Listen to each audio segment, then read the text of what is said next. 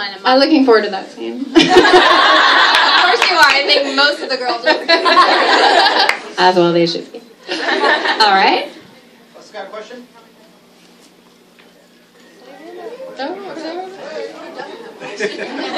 What's it like working with Jamie? Okay, how many of you are Team Jace? How many are Team Simon? You don't know how long I've waited to ask that question. Wait, how many of you are Team Clary? Best answer. Working with Jamie was amazing. He, literally, when I say that he is Jace, he genuinely is Jace, and I can't wait for you guys to see what he's done with the character. He's got that, cockiness, sarcastic, the hot thing going on, but then at the same time, he's very subdued, and he shows a real vulnerability that, takes a real man to show real vulnerability. But working with him was amazing, and he's very supportive, but he's also a real jokester. So I think he pretty much cracked jokes the entire time, and I know you guys are going to love him. Simon, I was wondering what's it like working with Robbie Sheehan? Oh my God. Terrible. Robbie? Robbie was always at craft service eating. Robert. It was, he's fantastic as the other actors, but he was never around because he was chatting up somebody. He was talking to the fans all the time. Yeah. He was really great. Everybody's ready to shoot. Where's Robbie? Where's Robbie? And then he's way over there somewhere just talking to some random person. But that's Robbie. That's Simon. I think that's Simon. Simon is very jovial and funny and charismatic, and that is Robbie. Always cracking a joke, always there for Clary, always there to kind of... He may not physically be there, but he's there. Mentally, he's there. He's emotionally there. He's emotionally there. Yeah, he was very supportive, and he was really, really fun. That side of the room? Anyone on that side of the room? All right. I'm curious for the book readers, because I know it's going to be ending next year, and I'm really sad, but I know you're coming out with Dark Artifices. Yes. I'm really curious and excited to know if we might get a glimpse at Simon and Magnus again. Yes. Can you tell us? That's the thing about immortal characters, right? Well, it's true. The Mortal Instruments is coming to an end next year, and I was actually writing it partly while I was on set. It was really weird watching people kind of act out the very beginning of the story while I was writing the very end of the story. It was very surreal. And Kevin kept coming up, who plays Alec, kept coming over and being like, "I die, don't I? I die. I'm gonna die. I'm gonna get it. I can tell." But I can't spoil who shows up at the Dark Artifices, because that would spoil who lives through the Mortal Instruments, but I'll definitely say that you will see at least one or two of the immortal characters from the series in Dark Artifices again. So what was it like creating such an in-depth world? Because you have so much for both the movie and for the book. Because I work in film, so I know how different it can be getting it from the book form to screen. But what did you like from the real world that you kept throughout, the immortal, all the different cities and things that you created?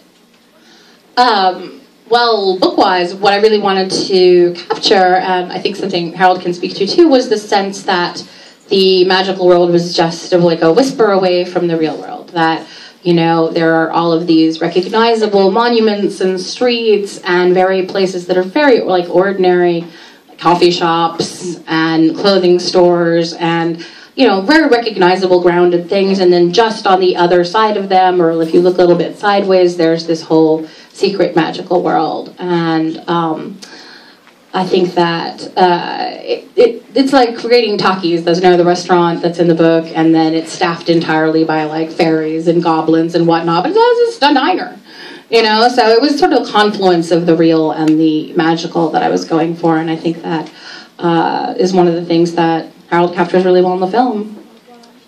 Well, that was one of the things that I thought was really fascinating about your book was the idea that it does happen right under our noses.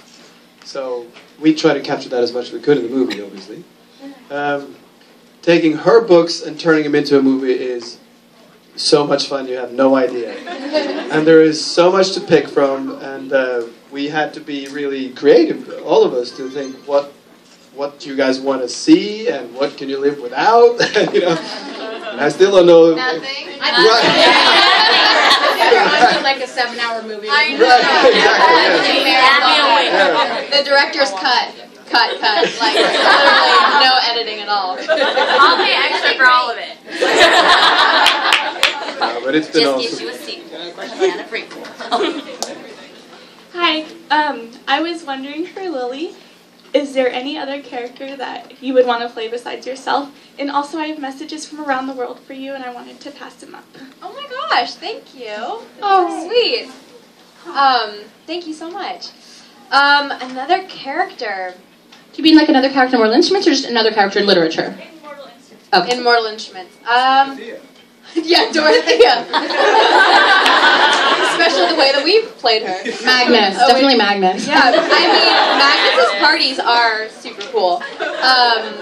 Oh my gosh, another character. Well, yeah, you know, it's funny. I probably wouldn't go with another one of the girls. I think makeup nowadays, I guess you can have someone play a guy. I think it'd be really fun to play one of the guys because they get to do so much of the action. I know I have action as well, but the guys seem to get more gritty. And when you see the film, to see the stunts that Jamie and Kevin got to do really were amazing, and to see the weapons that they get to use.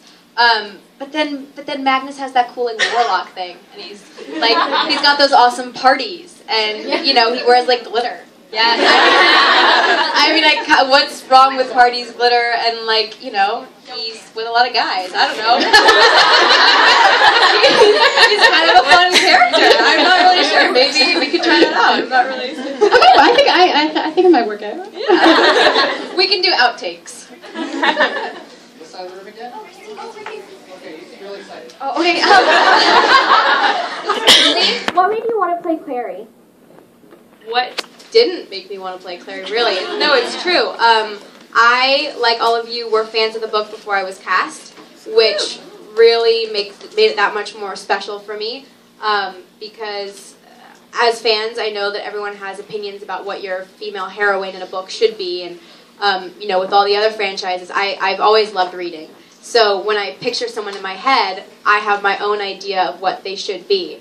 And I loved her charisma. I loved, like, not to pinpoint her out, my mom's here. Yeah. Anyway, so my mom and I are like best friends. We're really, really close. And so the relationship that Clary has with her mom, and the fact that this whole journey is on a quest to help save her mom and to get her, I love that storyline. I love that she didn't just, you know, she fights back with the boys. She's not just the girl in the story. She's not in this love triangle and just kind of waiting for love and just sitting there. She's like, okay, you're cute, but we have to find my mom. I mean, like, you know, she's got more than just that going for her, and she's just a really charismatic, real girl. And that's, I think, what Harold really brought to the table for the film, is that it's not just this girl who's put into this CGI world. She's actually a girl that you can imagine being friends with, who is constantly going through these what's going on moments every 5 minutes, and it's dealt with in a really real way. So I felt very connected to her.